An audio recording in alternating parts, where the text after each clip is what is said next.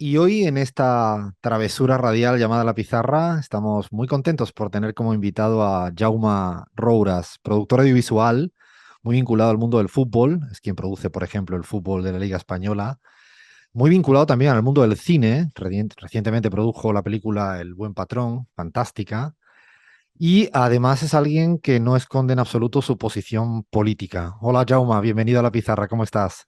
Hola, bastante bien. Intentando hacer vacaciones, ¿No como te todo el dejan mundo hacer hemos hecho. vacaciones en España ahora? Sí, bueno, intentándolo como mínimo. Mira, nos gusta empezar siempre nuestras charlas por el mundo de los sueños, Jauma. ¿Qué tanto sueñas? Es decir, ¿te acuerdas de lo que sueña, pero me refiero a soñar cuando estás dormido? Alguna vez, pocas, pocas, no. Aquello cuando digamos, en el momento que te despiertas, ¿no? Con aún una referencia fresca, pero en general muy pocas veces. Y no, yo duermo bastante bien. A veces poco, pero me cunde, ¿no? ¿Hay algún sueño recurrente de pequeño, de chico, que te acordabas así o que te venía constantemente y lo tuvieras, todavía lo tienes presente, ¿te acuerdas?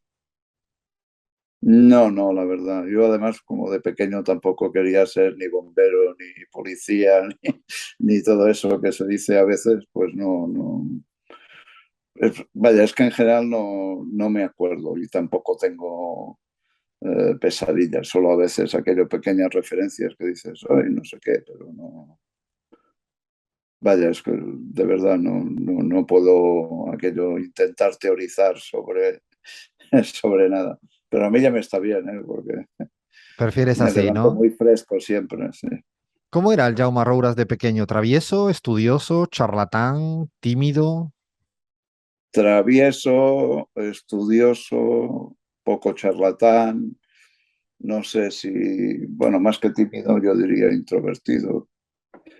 Melancólico me llamaban mis amigos un poco después, o sea, por ahí, pero bueno, travieso sí, sí, ¿no? Y además me gustaba y me gusta, ¿no? ¿Qué quería ser de mayor, ese Jaume de molt petit? No, no, es lo que decía antes, ¿no? Yo no tenía aquello, lo típico, ¿no? De que eso, uno quiere ser bombero, no sé qué, no sé cuántos. No, yo nunca, pero digamos, yo también vengo un poco de la posguerra, ¿no? Del razonamiento, como se decía, las restricciones de luz, de agua, y entonces no, digamos, la realidad misma, con eso no quiero decir que sufriera ni nada, pero la realidad ya te llevaba, digamos, a una actitud y a una actividad de algún lado pausada, pero entre comillas muy responsable, ¿no? Porque pues, tenías que apagar la luz, no podías, no había duchas, era lavarse, era otra cosa, teníamos el queso los americanos en la escuela y aquella leche en polvo horrible, pero bueno, era lo que había y nos adaptábamos a eso la más de bien. Nunca lo he recordado como un aspecto negativo, ¿no? En absoluto. Era una manera de vivir la infancia, pues como todo el mundo, ¿no? ¿Y practicabas deporte en el recreo, en la escuela, fuera de la escuela, con amigos, amigas? Bueno, jugábamos teóricamente a fútbol, pero eran aquellas pelotas de ¿Cómo que papel, ¿no? teóricamente? Sí, digamos, porque eran pelotas, o sea, no era como ahora la gente, bueno, desde hace muchos años la gente juega con balones, ¿no? Ya que yo eran pelotas que hacíamos con periódicos, gomas, dentro de una media, si teníamos suerte y pescábamos una media rota y cosas así. Y a mí me gustaba mucho correr, pero, pero digamos, como corríamos, ¿no? Aquello de, claro, Barcelona es muy cuadriculado, entonces hacíamos los 100 metros que hay en cada manzana y cosas así. Pero ¿Y bueno, fútbol y correr, fútbol, nada de qué más. posición, te acuerdas? ¿O aquello ya no era ni posición? Esto es algo muy moderno. No era tampoco, no, allí no había posiciones, allí era aquello, elegíamos, ¿no? Y cinco iban a un equipo y cinco iban al otro y cada uno hacía más o menos lo que podía. ¿Qué vínculo pero con la política, Jauma? ¿Cómo son tus inicios también en el mundo de la política? ¿Dónde lo recuerdas? bueno, a mí me adoptaron y el padre, digamos, de la familia que me adoptó era un viejo militante comunista, ¿no? Que había pasado la guerra, que había estado en los campos de concentración franceses, después en los campos de concentración franquista. La verdad es que tampoco, digamos, nunca me comió el coco, ¿no? Pero en casa había unas pautas pues sobre la religión, sobre el respeto, sobre tal, muy claras. Y pues yo fui siguiendo esto. Además, yo empecé a trabajar a los 12 años y eso sí que me quedó muy grabado porque estuve trabajando toda la Semana Santa. Entonces la Semana Santa era una cosa muy seria en la España franquista y iba de miércoles a lunes y empecé a trabajar en una linotipia. Justo cumplí los 12 años entonces, porque yo los cumplo en abril.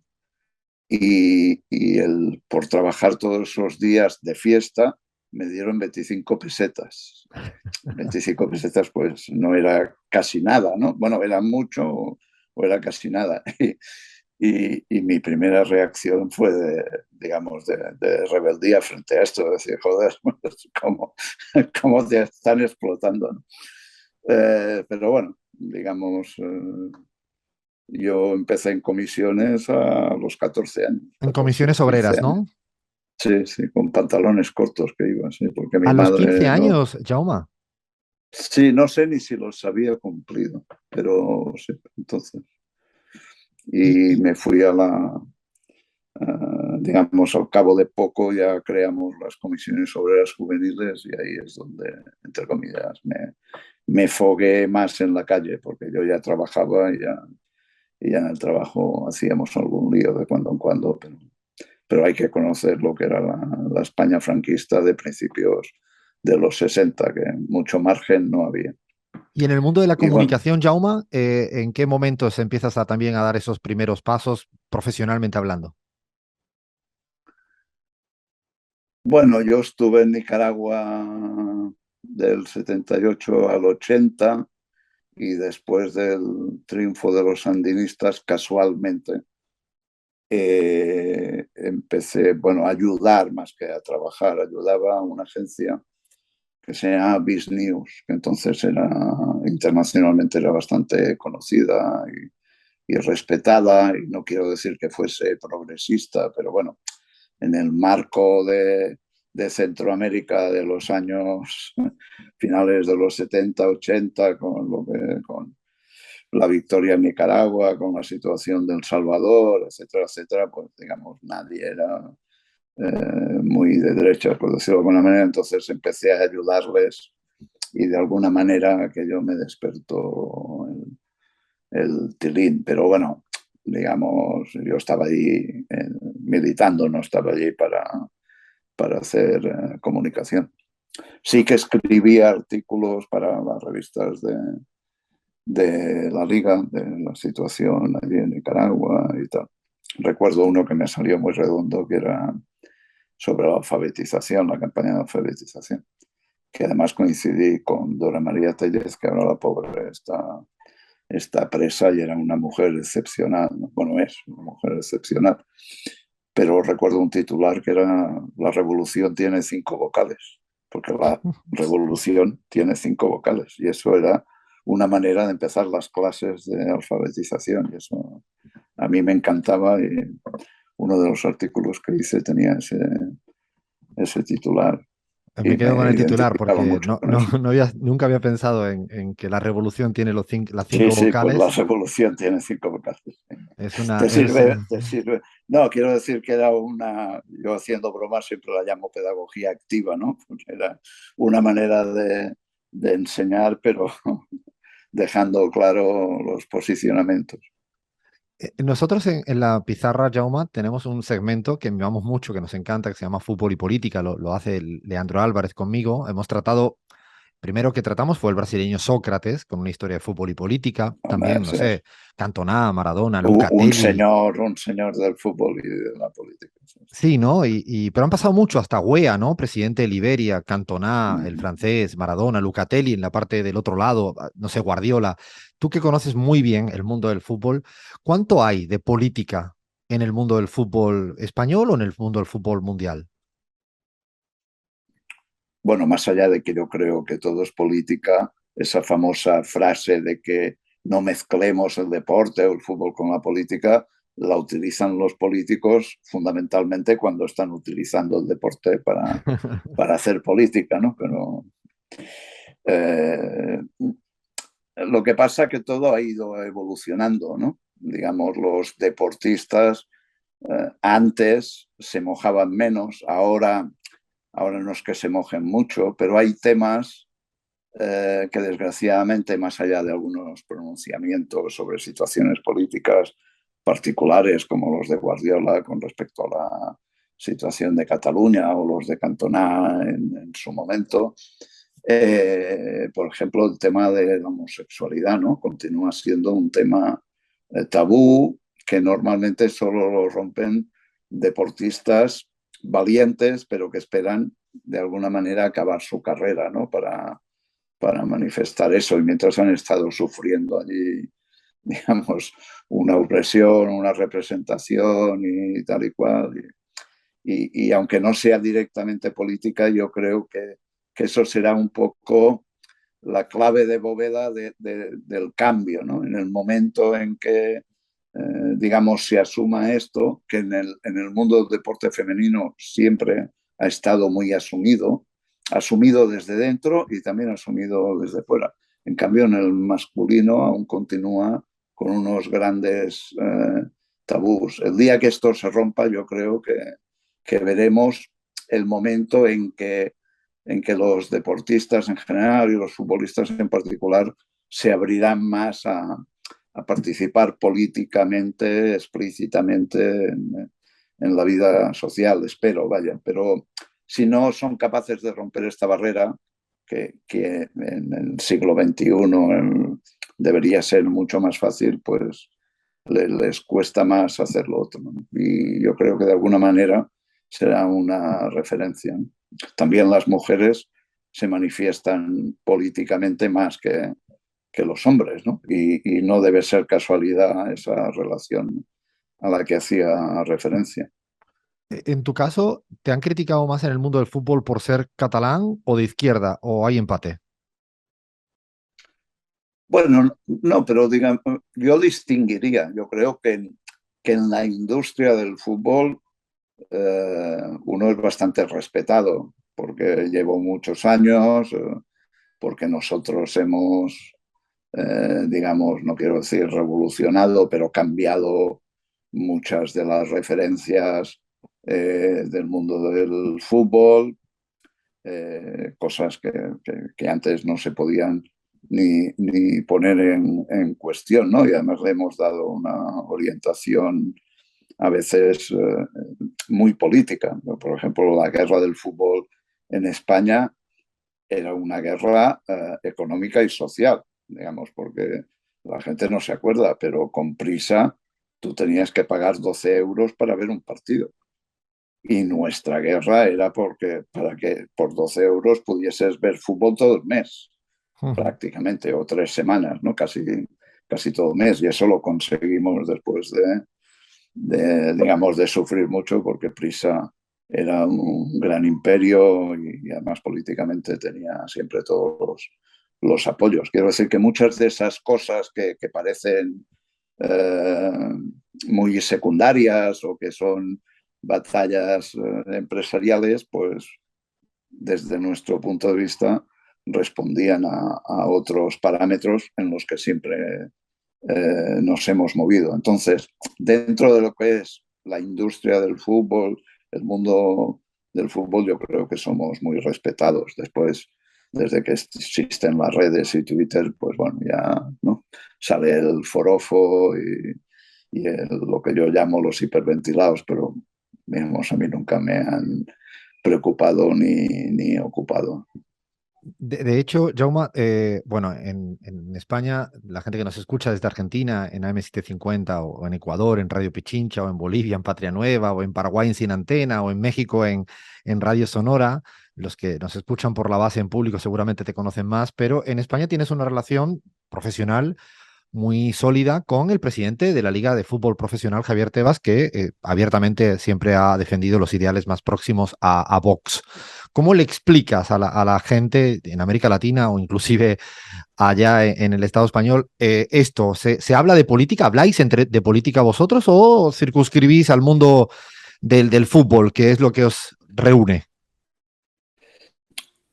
Bueno, yo creo que con Tebas en general encontramos, digamos, dos parámetros en los que relacionarnos más allá del trabajo estricto, ¿no? Uno que tiene que ver con la lealtad en el sentido de no engañarse, que eso en el mundo del fútbol pues tiene un valor importante, y el otro es el reírnos de nuestras debilidades, ¿no? Porque lógicamente pues yo estoy y he estado siempre muy convencido de mis postulados o de los postulados de la izquierda en general, pero lógicamente después diversas actuaciones, actividades de gente significativa de la izquierda, ya sea pues en el caso de España, del Partido Socialista o de núcleos de gente de la izquierda del Partido Socialista, pues te dan para que una persona, porque Tebas inteligente es, no quiero decir, no, pues entonces él se ríe de esas debilidades y yo me río de las suyas, ¿no? Yo creo que el único momento de crisis política real fue alrededor del referéndum catalán, ahí sí que Ahí no había risas. ahí había, sí, no había risas, había, no sé si llamarlo contención o llámale como quieras, pero era una situación más complicada de abordar. Y otro personaje fundamental del fútbol y la política, nosotros lo hemos tratado en nuestro programa, es Florentino Pérez. ¿Dónde los encorsetarías políticamente a Florentino Pérez para que alguien de afuera también entendiera lo que significa el presidente del Real Madrid en lo ideológico?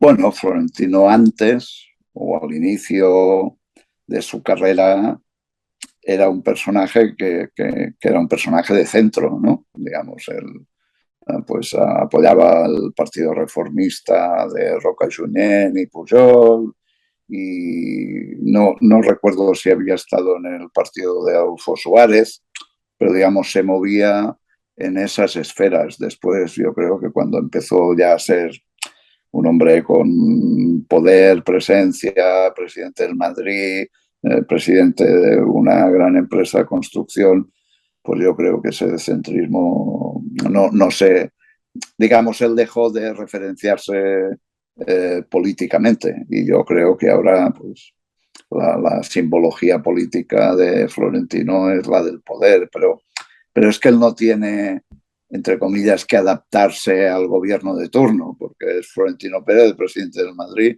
presidente de ACS, y yo no creo que sea bueno, ¿no? Pero tú eres presidente del Madrid o del Barça, te vas a hacer una gira en Estados Unidos y acabas en la Casa Blanca.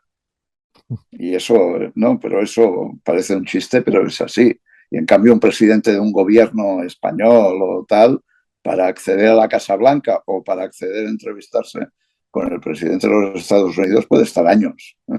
Y en cambio, el fútbol tiene ese poder que yo tenía un amigo que lo describía gráficamente muy bien. Decía, la gente llega al fútbol normal, pero al cabo de 3 meses se le mete un gusanito aquí y enloquece, ¿no? Y eso yo creo que pasa porque el fútbol te da un poder fuera de norma, ¿no? Porque al final, ya seas el presidente de un gran club o el presidente de la UEFA, de la FIFA, pues no dejas de ser el presidente de una organización de gente que va con pantalón corto detrás de un balón, ¿no? Pero bueno, el fútbol tiene esa dimensión mundial que el presidente de la FIFA es como si fuese el presidente de la ONU. ¿no? Y los reciben como si, bueno, yo diría que los reciben mejor que si fuese un jefe de Estado, y esa exageración de una representación real a mucha gente de esta hace que se le vaya la cabeza, porque lo que hay debajo no deja de ser pues una organización de fútbol, no es ni un superpartido político, ni está representando a instituciones del gobierno mundial, ¿no? De Estás en hecho, eso. hablas de presidentes que han sido candidatos presidenciales, inclusive es presidente, ¿no? Desde Sí, Berlusconi bueno, pero que hasta Cartes en... se han apoyado en su carrera de fútbol para ser candidatos, y aún hay mucha gente que quiere reproducir este esquema que le fue bien a Berlusconi, que a UEA le fue a bien, Macri en la a, Argentina, inclusive. a Macri. Eh, Sí. te quería preguntar si crees que está más politizado el Barça o el Real Madrid. O sea, ¿qué nivel de politización, como casi de estigma en la sociedad tienen el uno y el otro? ¿Piensas que es algo, cada quien para su sociedad es lo mismo? ¿Cómo lo valorarías?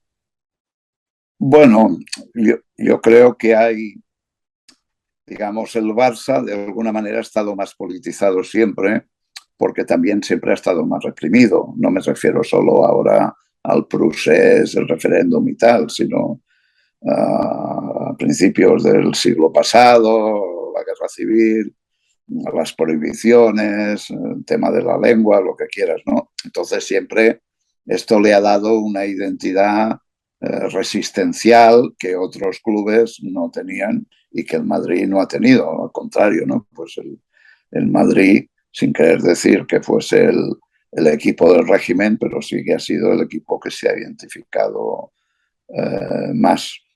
De alguna manera el Madrid también, durante muchísimos años, era como la selección española, en el sentido de que era el equipo en que lo que yo llamo las Españas, pues se identificaban con él, porque la selección española no era un equipo ganador, ¿no? Y el Madrid jugaba ese papel, las Copas de Europa, etcétera, durante mucho tiempo. Después la selección española cambió y se convirtió en un equipo ganador, y después yo creo que también no lo referenciaría solo al tema de la selección, pero yo creo que hay un cambio de conciencia o de identificación de los españoles. O sea, hace 20 años la gente que iba con una pulsera con la bandera española en Madrid no era bien vista o no era respetada, ¿no? Y aquí ha habido un cambio digamos, social, que no estoy criticando, pero me parece que es importante constatarlo, de conciencia de españolidad, que antes no existía, pues por lo que significó el franquismo, por lo que significaba la bandera rojigualda, las instituciones, etcétera, ¿no? Y ahí, pues, esa simbología y esa politización de alguna manera se ha continuado alimentando, ¿no? Y después el proceso, pues, lo ha agudizado por un lado y por el otro. Jaume, ¿te has encontrado mucha gente de izquierda en el mundo del fútbol entre los jugadores, entrenadores? Aunque no te lo hayan dicho, esto que tú olfateas en un tú a tú y tú te hayas ido diciendo, no, este es izquierdoso. ¿Te ha pasado o no? Eh, Me ha pasado más en el baloncesto. Digamos, sí, ahora está cambiando, pero la gente del baloncesto de siempre, los jugadores, tal, han sido gente con mucha cultura, ¿no? Con mucha formación. Y en el mundo del fútbol esto hasta hace poco no era así. Digamos, el futbolista pues tenía, digamos, otras cualidades más técnicas, más pedestres o lo que fuera, ¿no? Y bueno, esto cambió. Digamos, gente como Valdano, Zubizarreta, Guardiola, pues ayudaron a cambiar esto, porque al final es muy difícil eh, diseccionar lo positivo, lo negativo del fútbol, el regambre social y todo eso si no tienes una referencia política y social clara, ¿no? El caso de Valdano, el caso de Vázquez Montalbán o de la gente que se ha dedicado, digamos, más a intentar a salir del esquema del fútbol opio del pueblo y, ¿no? y tal, sino analizar el fenómeno y el poder social que el fútbol representa, porque si además no entiendes esto y eres de izquierdas, te equivocas De mucho, hecho, nunca Jaume, pienso conectarás. justo, estaba escuchándote y pensaba, si piensas que la izquierda española, catalana, latinoamericana, desprecia demasiado a la gente que le gusta el fútbol. Esto a veces me lo he Bueno, preguntado, yo yo creo que que amo el antes fútbol. eso era así. Yo creo que antes eso era, o sea, no es que fuese así, es que era como uno de los puntos del programa, ¿no? No tenías derechos democráticos, tal, la liberación de la mujer, no sé qué, y el fútbol es el opio del pueblo y tal.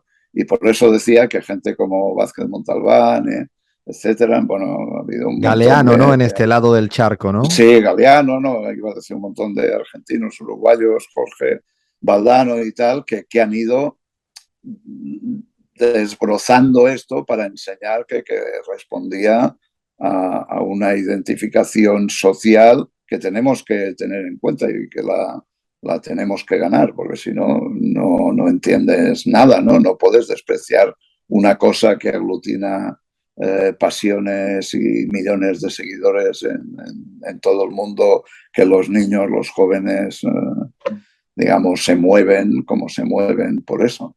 Estamos hablando con Jaume Rouras, productor audiovisual, vinculado al mundo del fútbol, vinculado al mundo del cine, de las series. Yo te quiero hacer una pregunta de tu equipo, que también en este caso pues es el mío, que es el Barça. Has salido, y yo no sé en qué lugar no has salido, mejor dicho, en los últimos días, porque compraste el 25% de Barça Studios, dedicada a la producción audiovisual, y fue un ingreso necesario, fundamental, para que en el último tiempo se pudieran inscribir jugadores como Lewandowski, Rafinha y otros. También fuiste garante in extremis en el momento que Laporta fue candidato electo en la última cita. Dicen tanto eso en los grandes medios que eres el nuevo salvador del Barça. ¿Cómo te lo tomas esto y cómo le explicas a alguien de la Argentina, de México, del Paraguay, este titular que habrán leído desde, no sé, desde el Marca, pasando por el Sport a yo no sé dónde? Bueno, pero estos son los titulares para los clics, ¿no? No, quiero decir, cuando llegó Cruyff como entrenador en el 88, nosotros hicimos el primer gran contrato con el Barça, que entonces eran 2.000 millones de pesetas, o sea, nada, 12 millones de euros, ahora parecen nada. Pero en ese momento era Entonces, una 2.000 millones barbaridad. de pesetas era, yo qué sé qué, era todo, que es lo que le permitió a Cruyff fichar a Vaquero, Beguiristán, López Recato, a constituir No, el no me hables equipo. de ese Dream Team maravilloso, que me pongo hasta nostálgico. Eh, y entre comillas, porque a mí eso yo no creo en ningún salvador, bueno, ya lo decía la canción de la Internacional, ¿no? Ya lo dice, pues digamos, ayudamos tanto más que ahora a resolver una situación comprometida, pero eso también yo lo explico y a la gente, digamos, madridista o a mucha gente de derechas que me ataca por tonterías, que hicimos una cosa similar con el Real Madrid cuando llegó Florentino. Es decir, Florentino llega a la presidencia del Madrid en una situación económica complicada y ¿qué hace? Yo digo lo mismo que Laporta. Uno, vender activos. Él vendió la ciudad deportiva. Parece que la gente no se acuerde, pero uno de los pilares de la reconstrucción del Madrid fue la venta de la ciudad deportiva. Hizo otra cosa que fue subir un 20 o un 30% las cuotas de los abonos, cosa que yo reclamo para el Barça de siempre, pero como hay que hacer populismo, pues las diversas juntas no lo hacen. Y entonces ser socio del Barça es baratísimo, cosa que bueno, me parece mal porque hay que ayudar a la sociedad, ¿no? Si eres tu socio, pues tienes que ayudar a tu sociedad. Entonces, tienes que poner dinero. Y después Florentino constituyó una cosa que se llamaba la Sociedad del Conjunto de Derechos, que es un poco lo mismo que está haciendo Laporta en una situación más compleja, que es, pues, no hipotecar, sino compartir la explotación de una serie de activos, y en esa sociedad estaba todo, excepto los derechos de televisión, pero estaba el marketing, el merchandising, la camiseta, tal, con una asociación con nosotros, estaba Canal Plus, estaba Caja Madrid, que pusimos entre todos 15.000 millones de pesetas, que estos son, ahora no sé cuántos, Hombre, 90 millones de euros, pero en ese momento la 90 millones dimensión de euros. sería muchísimo más de lo que ahora se ha puesto en el Barça. Sí, bueno, 90 millones de euros de Entonces, principio de los 2000, que más allá de que económicamente fuese más de lo que estamos hablando ahora, pero digamos, era muchísimo más allá de lo que ujú. fuese la aritmética económica, ¿no? 15.000 millones de pesetas, entonces era una locura. Y ahí estuvimos esos socios con el club durante, no recuerdo, 6, 7 u 8 años. Pues bueno, más o menos es exactamente lo mismo. En el caso del Barça, ¿qué pasa? Hay que distinguir lo que era el aval de lo que era este último acuerdo. Si la Junta de Laporta no tenía aval, era la institución la que se caía, porque había que convocar nuevas elecciones, porque era el mes de junio. Si convocas elecciones, el club queda en manos de una gestora que no puede ni comprar, ni no puede fichar, no puede vender, no puede hacer nada más allá de mantener el día a día. Y un proceso de 3 meses en esa situación no quiere decir que se hundiera, porque el fútbol en general y el Barça son instituciones fuertes, pero hubiese ido a una situación muy, muy lamentable. Y ahora, pues, un poco reproducimos el esquema del Madrid y permitimos que el Barça, además eso, digamos, es que le interesa a la liga también, que el Barça sea competitivo, no es un tema Claro. de 4 catalanes, es un tema de mantener un nivel competitivo importante, referencial. Más allá de esto, el Barça es una marca fuertísima. Quiero decir que no necesita, entre comillas, de nuestra ayuda para no sé qué. No sé, yo siempre pongo el ejemplo, aparte de lo que he explicado de Madrid, este mes de julio ha sido el mes de julio de toda la historia con más visitantes en el museo. Bueno, pues esto, más visitantes, además quiere decir muchísimo, muchísimo dinero, pero solo te lo puedes explicar teniendo claro que la marca y las referencias son muy fuertes en todo el mundo. Además, Eh, el Barça tiene más seguidores, es el club que tiene más seguidores en el mundo de la Liga Española, ¿no? Y lo ves en los informativos, no cuando hablan de deportes, sino cuando hablan de cualquier cosa, siempre ves niños o adolescentes con camisetas del Barça, ¿no? Y En eso es así. términos, Jaume, en términos muy futboleros, ¿estás contento con el equipo del Barça que tenemos este año? Yo estoy muy entusiasmado, pero no solo por los buenos fichajes, sino yo diría por los Pedris, Ansu Fatis, Gavis, que también quiero que se asientan, pero ¿le falta algo? Digo ya muy futboleramente hablando, ¿le falta algo o le sobra algo? ¿Cómo lo ves? Bueno, yo creo que tiene, digamos, con lo que había y con lo que han fichado, tiene un equipo para competir al máximo nivel, ¿no? Y yo con Xavi tengo confianza en que sabrá, pues, aglutinar todo eso que no es fácil. Pero el Barça tiene una referencia futbolística que tampoco es fácil, ¿no? Y entonces la gente tiene que adaptarse a eso, porque no sé si es bueno o es malo, pero los seguidores del Barça quieren ver al club, al equipo, jugar de una manera determinada, no solo ganar. O sea, a veces gana, digamos, mal y a la gente eso no le gusta, porque si no ve aquello plasmado en el terreno de juego, que es el catecismo cruifista de posesión, de presión, etcétera, no está ¿Tú eres muy contento. así, Jaume? Si el Barça gana así, con un fútbol un poco más rancio, más, no Bueno, te es que terminas. yo no soy forofo, a mí me gusta el fútbol y sigo a determinados equipos porque me gusta el fútbol que hacen, pero si el Barça pierde, o sea, el otro día que empató 0, pues yo no soy muy crítico con el juego, me pareció pues que para ser el primer partido pues no jugaron mal, no tuvieron suerte, les falta encadenar, pero bueno, yo gane, pierde y tal, duermo igual de plácidamente, no, no. ¿Cómo, cómo te llevas, Jauma, con el periodismo deportivo? ¿Cómo te tratan cuando te invitan, a ver, en el partidazo de la COPE, en el larguero? Cómo te llevan? ¿Cómo te tratan? ¿Cómo lo sientes? A los, no sé, Juanma No, Castaños, no, no. Manolo Yo Lamas, creo que todos estos. siempre, no, pero yo creo que siempre me han tratado bien porque hablamos, digamos, no hablamos de forofismo, hablamos del fútbol desde una óptica más profesional, industrial, etcétera, que es la mía, y no hablamos de si soy culé o no soy culé y tal, pero en general, yo creo que excepto la SER, que nunca, ni para lo bueno ni para lo malo, me tienen en cuenta, aunque me den palos indirectamente.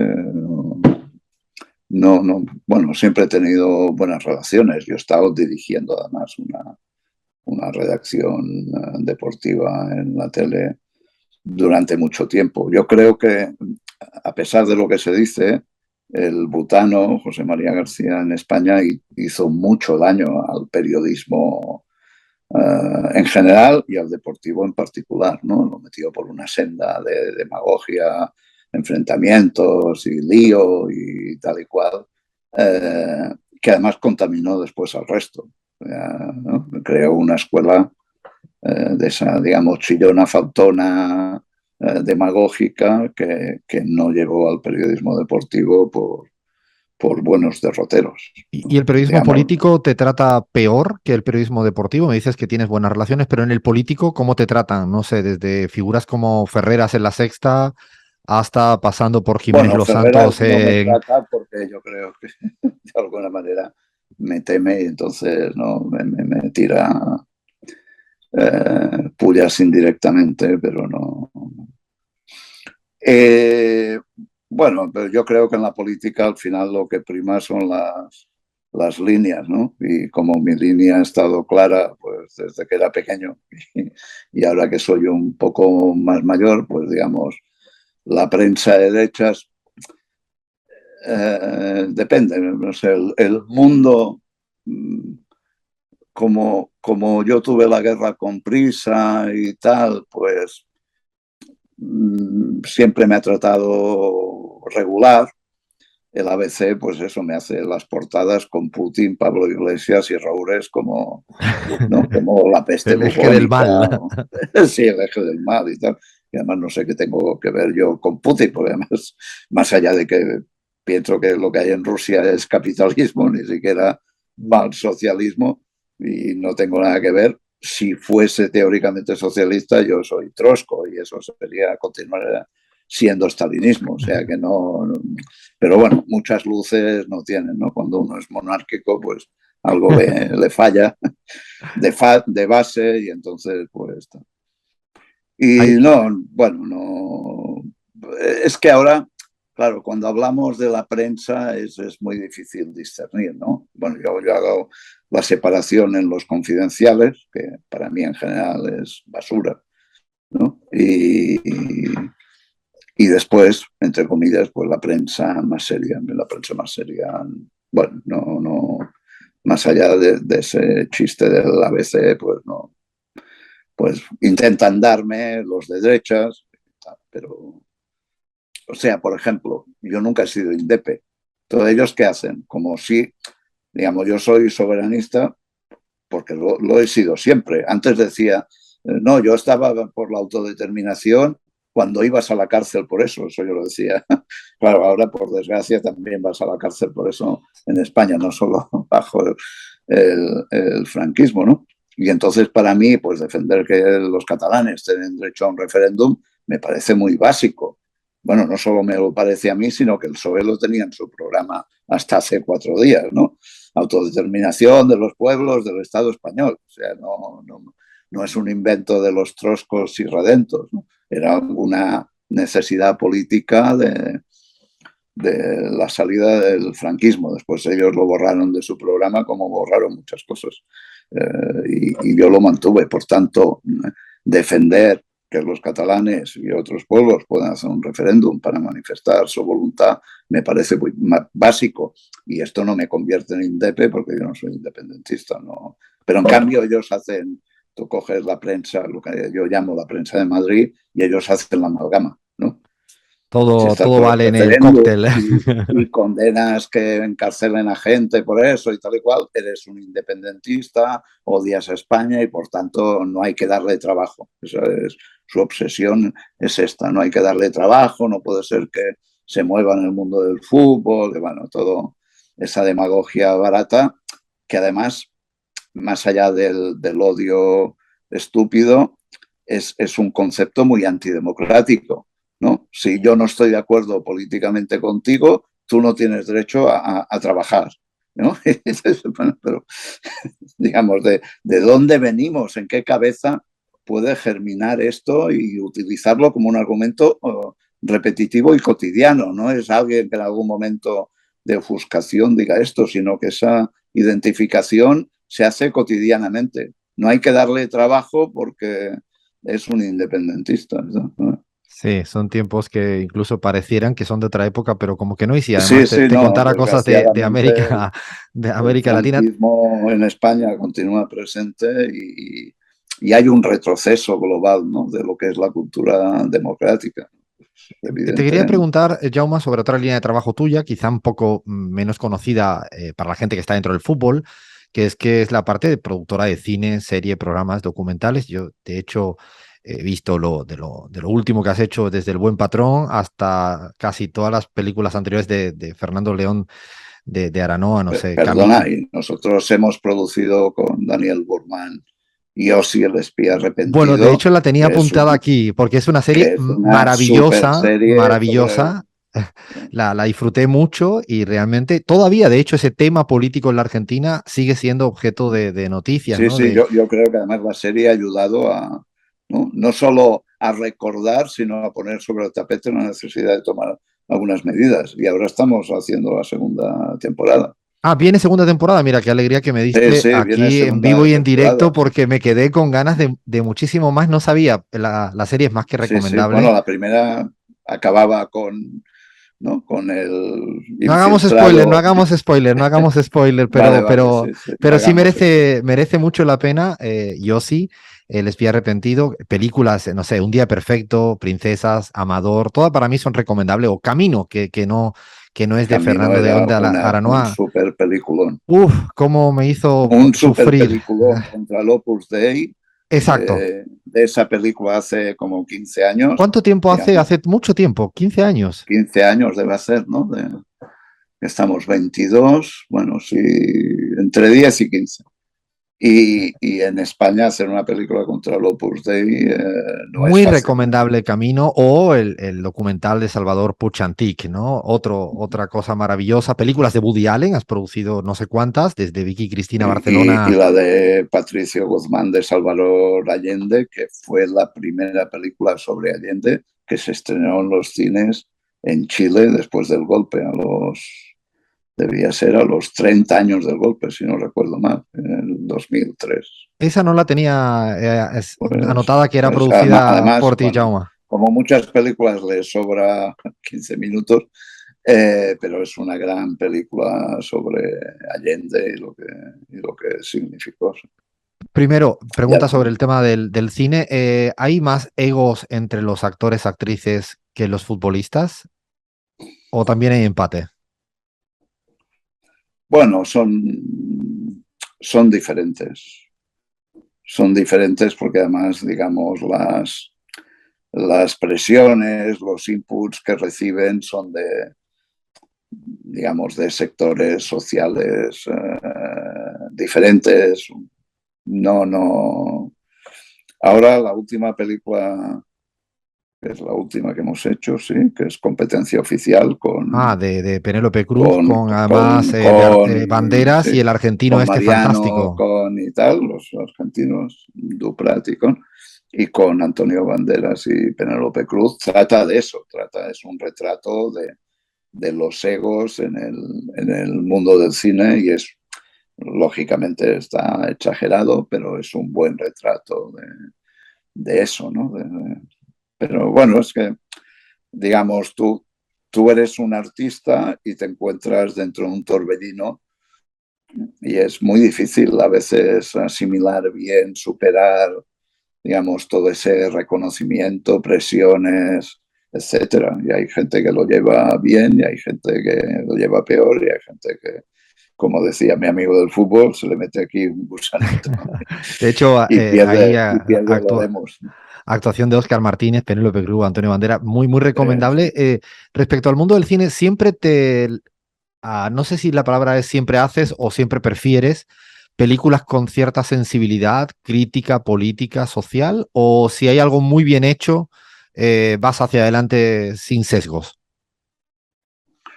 Bueno, es que yo no creo que sea un tema de sesgos, ¿no? Yo O a de veces miradas, digo de enfoque, si que quieres tengo un ponerlo. exceso de responsabilidad, pero yo creo que todos tenemos una responsabilidad social, ¿no? Yo a mis hijos cuando eran, nunca les he comido el coco, pero siempre les decía, vosotros habéis llegado aquí y tenéis carreteras, hospitales, escuelas, ¿no? Tenéis de todo, ¿no? La sociedad os da un montón de cosas, pues tenéis que, entre comillas, devolver esto de alguna manera. Quiero decir que tenéis que tener responsabilidad social y yo me lo he tomado siempre así, exageradamente, bueno, no exageradamente, yo siempre le he dado un carácter de militancia, ¿no? Yo siempre he dicho, yo no trabajo, yo milito, pero en el sentido de que todo lo que puedo hacer para ayudar a que la sociedad sea más justa, mejor distribuida, etcétera, etcétera, pues yo creo que es una obligación que tenemos todos. Y bueno, pues yo por suerte he tenido la capacidad eso, de plasmar eso en el deporte, de plasmar eso en el cine o en las series y eso es lo que me motiva. Y además tengo suerte porque no hay mucha gente que ocupe ese espacio, ¿no? Es verdad, no. Incluso cuando hago cine con Woody, no es una cosa diferente. Yo no lo veo una cosa. ¿En qué sentido? En que Woody fue de los primeros que diseccionó la sociedad capitalista, ¿no? Y toda la mierda que nos mete en la cabeza y todos los tabús, ¿no? Sobre el sexo, sobre la vida, sobre las relaciones personales. Y me parecía, pues, más allá de que su cine siempre me encantó, pero me encantó por eso, porque tenía otra manera ¿no? de explicar cómo esta mierda de sociedad nos prostituye, nos pervierte, nos acompleja, etcétera. Pero tenía una manera que la gente respondía positivamente, ¿no? Y ahora ya nos quedamos casi sin tiempo, terminamos con un poco de tiquitaca, pregunta corta y respuesta también casi al toque. ¿Cuál es así, a la rápida, cuál es el estereotipo de el catalán que creas que más injusto es? Tacaño. O sea, Eh, no es. El catalán no es tacaño, pero tenemos fama de tacaño. y sí, es verdad, es como el mantra. Un presidente o presidenta de América Latina con la que te gustaría tomar un cafecito. Lula, aunque, Un, bueno, lo ha sido. y no O puede quieres ser. decir uno de los De actuales, los actuales también podría ser. Petro.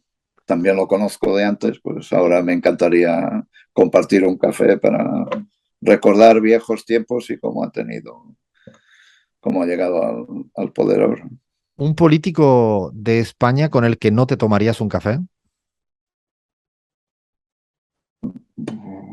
Bueno, dejando de lado los de Vox, porque esto es muy evidente, los, los de derecha demagógica, ¿no?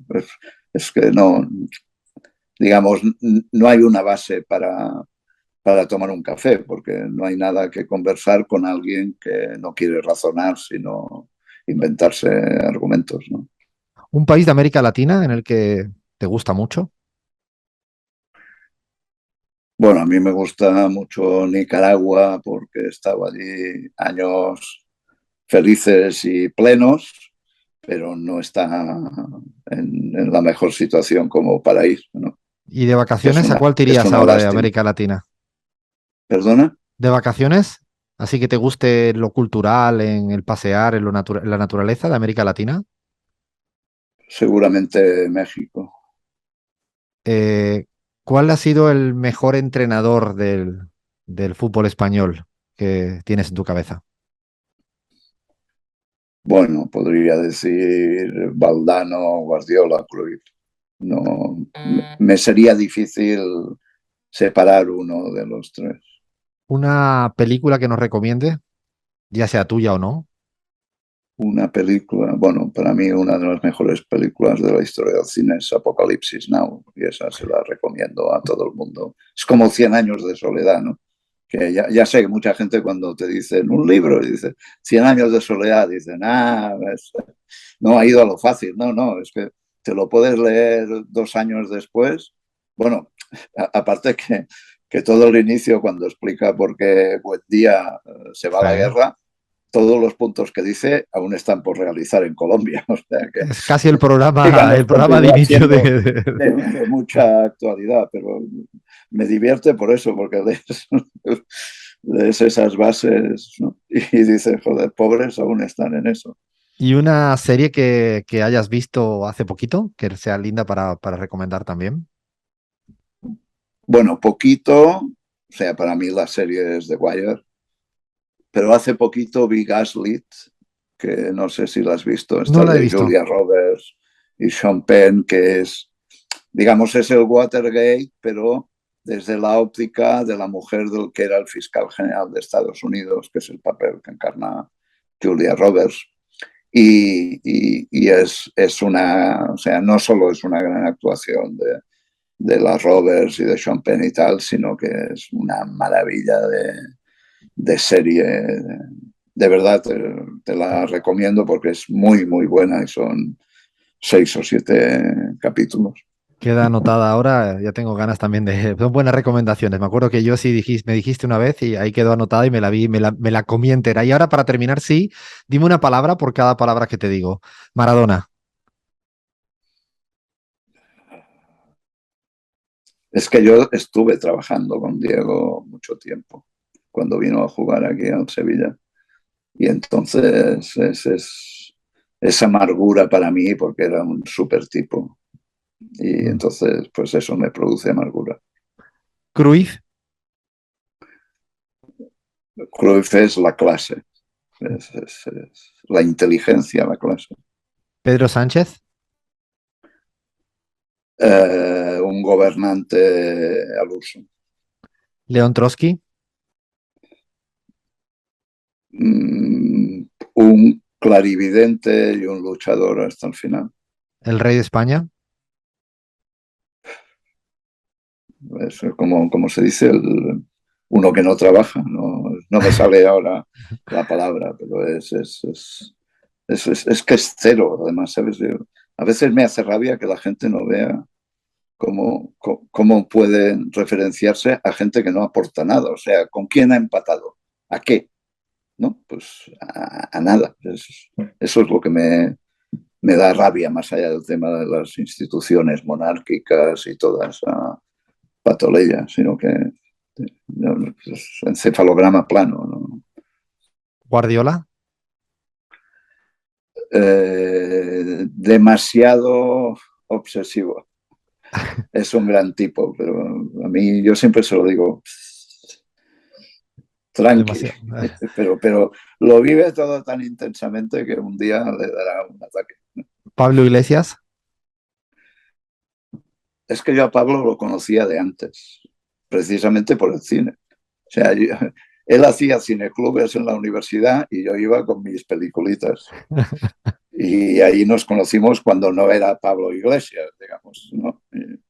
Bien, bien. Pues, un gran tipo, además necesario.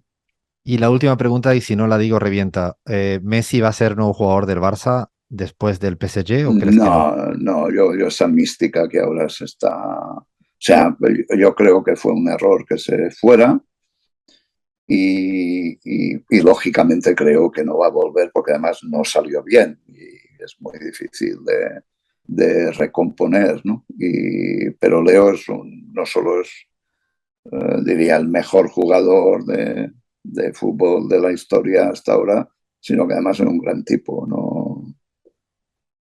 Bueno, Y pues me sabe mal por eso. nos quedamos con ese momento, Messi. Mil gracias, Jaume Rouras, por estar con nosotros en los micrófonos de la pizarra. Gracias de verdad, muchas gracias. A vosotros por acordaros de mí. Gracias.